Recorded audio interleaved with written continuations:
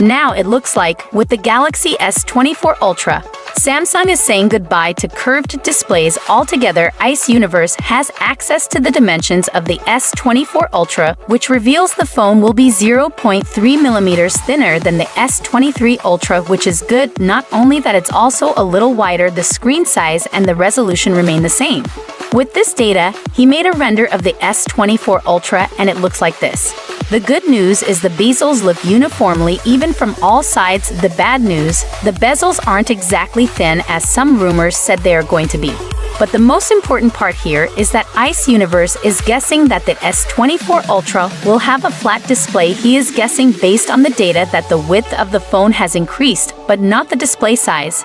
And that makes sense. If true, this would surely generate mixed reactions, as there are people who love curved panels because they make the phone look pretty, but there are also many who don't like it because it serves no function other than aesthetics and makes it hard to find a good cheap screen protector for the phone.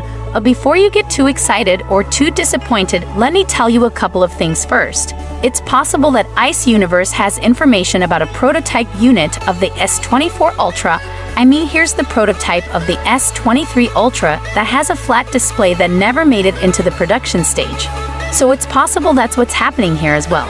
It's an engineering sample made to just test the phone, nothing more. Second, Ice Universe himself mentions that there could be errors in the data he received, so it's not concrete, I would say, until he comes up with some concrete evidence or OnLeaks himself comes out with his CAD renders. Take the information of the S24 Ultra getting a flat screen with some level of skepticism. Let me know your thoughts. Do you prefer flat displays or curved displays? Let me know and I'll see you tomorrow. Peace out.